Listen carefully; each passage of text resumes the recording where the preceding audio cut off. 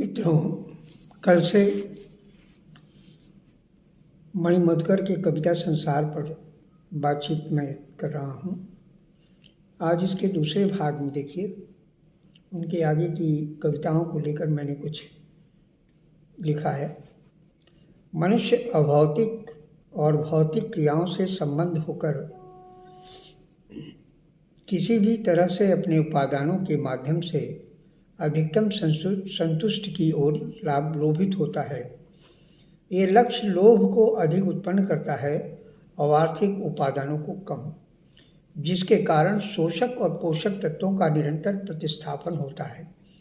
इसी तत्व को इतिहास का वास्तविक सौंदर्य मानते हैं, जिसमें ऊर्जा नाम की वस्तु का ह्रास हो चुका होता है और शेष में कंकालों वाले मनुष्यों की पुनरावृत्ति आवश्यक है। आज का मनुष्य कला और विज्ञानहीन है। वह या तो विशुद्ध विज्ञान का प्रारूप है या कला का मात्र अमूर्त अव्यवहारिक रूप।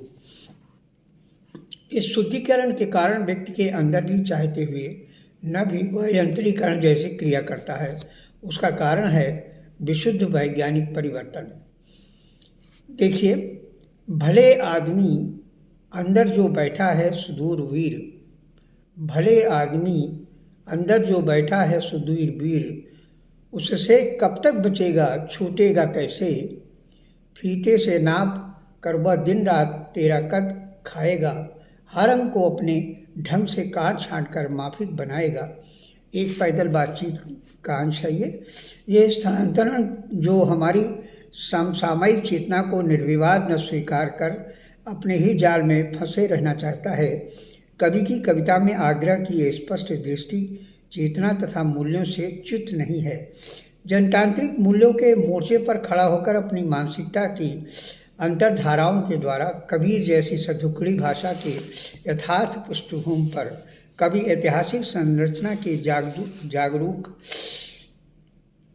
का पक्षधर है, जिसके कारण वह अपनी कविता एक पैदल बातचीत में एक नई घुटी हुई अवधारणा से दूर होकर व्यक्ति को व्यवस्था के द्वारा झकझोर देता है। देखिए, बार बार धोखे से चला गया तू सही है, बार बार धोखे से चला गया तू सही है, लेकिन मुझ पर यूँ संदेह मत कर, भरोसा रख, कंधा जोड़, मैं तेरी भाषा के साथ हूँ। ऐसा समझ ले कि भीड़ के शोरगुल में कोई ही तेरी ही औकात हूँ। ऐसा समझ ले कि भीड़ में शोरगुल में खोई हुई तेरी ही औकात हूँ। विशुद्ध विज्ञान और यंत्रीकरण जैसी क्रिया से बचने के लिए आवश्यक है कि मनुष्य दैत्य, अंधत्व, आवेग अभिव्यक्ति से अवश्य बचे, और अगर बचने की उसमें सक्रियता नहीं है तब उसके लिए सबसे अच्छा उपाय है संघर्ष। वस्तुतः देखा जाए तो रचनाकार की जीवंत आदर्श यथार्थ मन की संवेदनात्मक अस्तित्व की बाह्य और आंतरिक सामाजिक और असामाजिक विद्रूपता के जड़कामी लक्ष्य को अपनी आत्मगत आदर्शों तथा दार्शनिक तत्वों को एक नियोजित षड्यंत्रों से बचाकर सामाजिक और राजनीतिक चेतना के आधार पर सांस्कृतिक मूल्यों में तादाद स्थापित करता है। प्राकृतिक संरचना में भी आतंक, उत्पीड़न और दमन का अंतर्विरोध दिखलाई पड़ता है। नई नीतियों तथा स्वतंत्रता की सर्वस्व व्याप्त अराजकता का प्रतिबिंबन अवश्य ही शोषक शक्तियों के रूप में ज्यों का त्यों द्वंद्वात्मक गति सापेक्ष में प्रभावशाली ढंग से बहुसंख्यक प्रासंगिक जनवर्ग में एक नया राजनीतिक गिरफ्त चमत्कारिक ढंग से अपनी निरंतरता की अनुभूति को सूक्ष्म से सूक्ष्म विशुद्ध सौंदर्य निर्माणहीन दृश्य जगत की सार्थक निरर्थक संजीवनी बूटी के माध्यम से जन वर्ग का प्रतिनिधित्व करता है। देखिए, इनकी एक कविता में, और घोड़े आ गए अपनी टापों से मुहावरों के तमाम, मूंगियां मैदान रौंदते हुए, हाय घोड़ों ने नहीं सुनी पेड़ों की ताजा हंसी। और घोड़े आ गए अपनी टापों से मुहावरों के तमाम, मूंगियां मैदान रौंदते हुए, हाय घोड़ों ने नहीं सुनी पेड़ों की ताजी हंसी, नहीं सुनी पेड़ों की ताजी हंसी। मुहावरों के मैदान में घोड़े, कविता से है।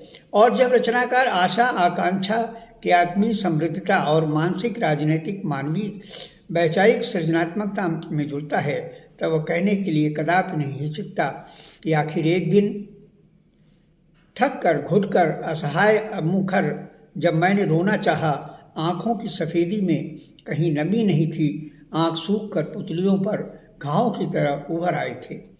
कभी अपने सृजनशील भूमिका के भावनात्मक नायक को विस्मित कर विस्तारवादी सृष्टिकर्ता के इतिहास भिन्नता पर विविध नहीं हो पाता। वह अन्य कई कवियों की भांति परिवेश के द्वंद्वों प्रतिद्वंद्वों तथा उच्चतम निरंतर कलात्मक अकलात्मक परंपरा मोह का समन्वय अपने प्राकृतिक तथा अप्राकृतिक उपादानों से अपने को भिन्न नहीं रख सकता। कवि सामाजिक घटनाओं को जो जीवन मूल्यों और आदर्शों की सार्थकता को बताए ताक पर रखकर अपनी अवधारणा को विकसित करते हैं, त्यों का त्यों आत्मपरख होकर अपने द्वारा विश्लेषित अंतर जगत की अनुभूतियों के माध्यम से अपने वास्तविक उलझाओं को सुरक्षावादियों की तरह नाकामयाब हो जाते हैं। लेख, सामना, लड़ाका, नर्तकी, इलाका, माथे पर फूली हुई आँखें आदि कविताएं जनवादी धरातल की तथाकथित प्रवक्ता के गैर सौंदर्यवादी मूलों को अस्वीकार कर कला स्वतंत्रता की फलीभूत विश्वव्यापी आत्मपक्ष तत्व सिद्धि दिव्यता को उजागर करती हुई अनगनंत माध्यम से नवनिर्मित सत्ताश्रयी आयाम को जनमानस के पूर्वाग्रहों से मुक्त होकर एक नेतृत्व के मौलिक संकल्प सोच की ओर मुखातिब होती है।